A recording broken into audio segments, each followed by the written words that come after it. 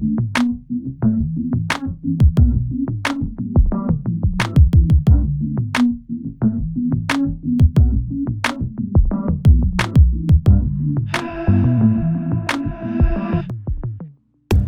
aqui é o Bruno Rodrigues e eu queria conversar com vocês sobre o universo fascinante da informação para a mídia digital.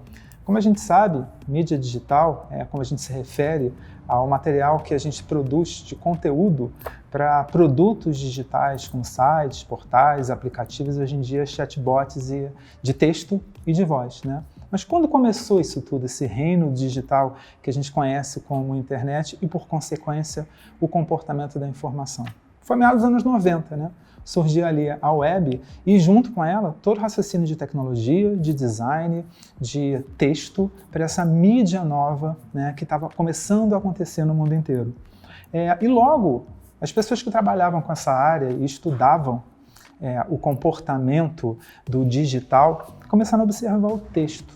Afinal de contas, o texto, que antes ele tinha partido do impresso, que tinha, por sua vez, o texto era um resultado da formalização do oral, como é que ele se comportar junto com essa tecnologia tão aprimorada, tão cheia de granularidade, né? Tão cheia de detalhe? Então, a primeira coisa que imaginaram foi surgia uma mídia que tinha uma interatividade, uma interação muito maior do que as mídias anteriores. Em todo o processo, era aquele velho processo de comunicação. Eu, emissor, você, receptor. Eu produzo o conteúdo, você absorve esse conteúdo e você não tem quase nenhuma chance de interagir com quem produziu a informação. Com o surgimento dos sites, né, e aí os campos de comentários, a possibilidade de você enviar e-mail, a própria informação digital, ainda no momento de nascedouro, ela começou a perceber que precisava testar e conversar muito mais a receptividade de quem estava do outro lado, ou seja, a gente, como público.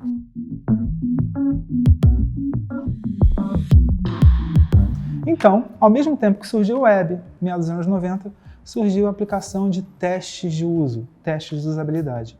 E vários profissionais no mundo inteiro começaram a se envolver nesse assunto. Um profissional que é referência até hoje é o Jacob Nielsen, um americano que começou a trabalhar com essa área de testes muito cedo, né? E ele é interessante lembrar que um dos primeiros aparelhos, vamos dizer assim, as primeiras máquinas que ele começou a testar uso em geral, né, em relação à usabilidade, que é o termo de aplicação de testes, foi uma cafeteira elétrica, gente, isso nos anos 60, numa época em que, imagina, cafeteira elétrica há 40 e tantos anos, há quase 50 anos, né? Então, aquele método de aplicação de testes era um método de testar a interface, e isso para o meio digital era fundamental. A aplicação de testes não surgiu, como eu expliquei agora, uma cafeteira elétrica, por conta de uma interface digital. Passou a ser fundamental nesse processo de entender o público que estava do outro lado.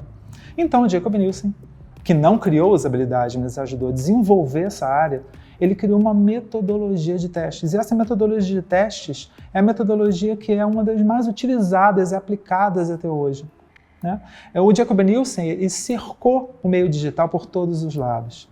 Ele começou a investigar a relação do design com o público, começou a investigar a relação do uso de tecnologia em produtos digitais, então sites ainda, né, com o público, os públicos-alvo das marcas e empresas, né? Começou a pensar, então, na informação, no texto. Como o texto se comportava em relação a consumo pelo público, a relação do texto digital que surgia com a gente.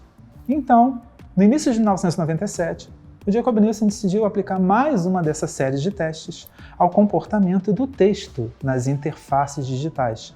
Como a gente se relacionava com o texto em sites e o surgimento que estava acontecendo dos portais.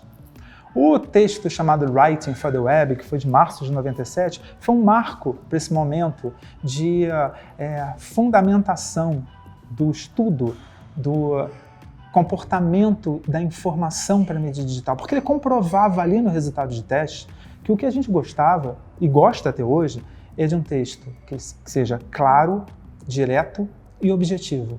Até então, poucos tinham testado esse comportamento do texto numa mídia que estava surgindo. E o Jacob Nielsen, como era uma pessoa muito respeitada, um profissional muito respeitado no mercado, com uma estrada, o mundo inteiro passou a prestar atenção no que ele dizia, pela fama dele, pela experiência e também pela metodologia, pelo método que ele tinha criado para tentar entender como a gente consumia texto em telas. E pensando naquela época em textos de desktops e início ainda de notebooks.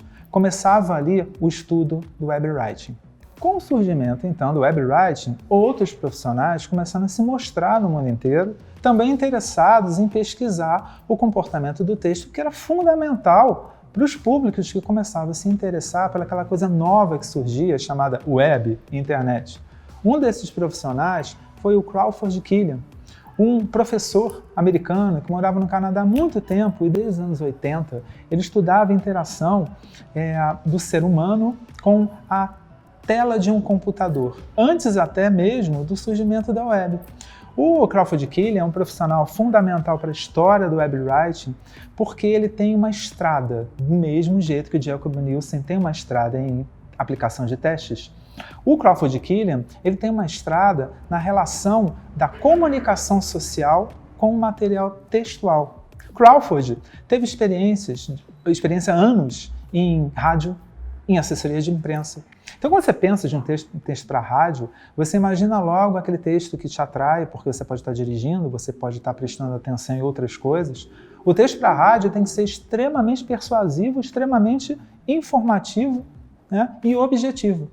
Um texto de assessoria de imprensa, para quem não sabe direito qual é o produto textual de uma assessoria de imprensa, é o release. O release é um texto que apresenta um produto, fala sobre o lançamento de uma campanha, fala sobre um evento.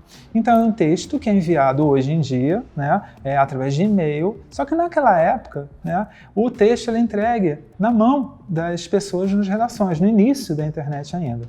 Então o Crawford tinha essa experiência de elaborar textos em que o jornalista tinha que pegar aquele texto e imediatamente se interessar pelo texto, pelo primeiro trecho, pela primeira parte, pelo primeiro parágrafo.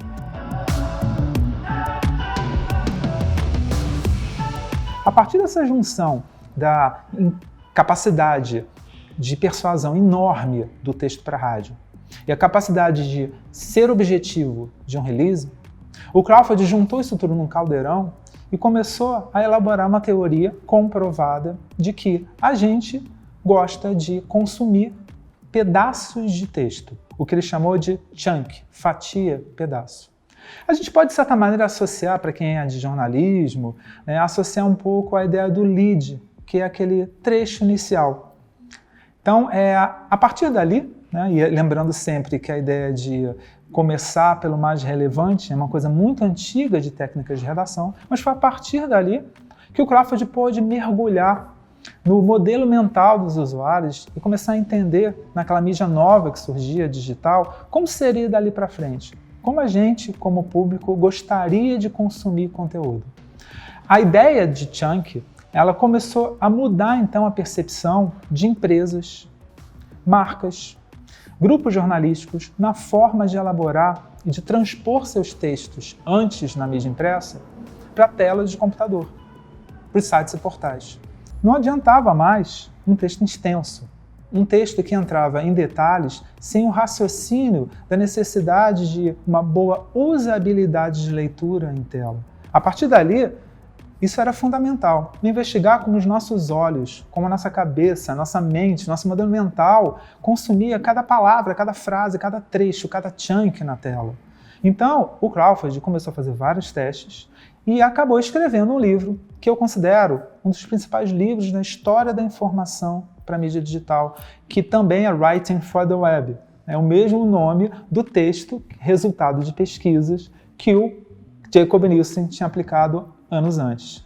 Então, Crawford Killian e Jacob Nielsen são os pais do web writing, ou seja, da elaboração de textos para a mídia digital. Mas é bom a gente parar para pensar que o web writing, na verdade, foi o segundo degrau do raciocínio do texto para a mídia digital. Houve um degrau antes e agora está surgindo um outro degrau. Vamos conversar então sobre copywriting e sobre UX Writing?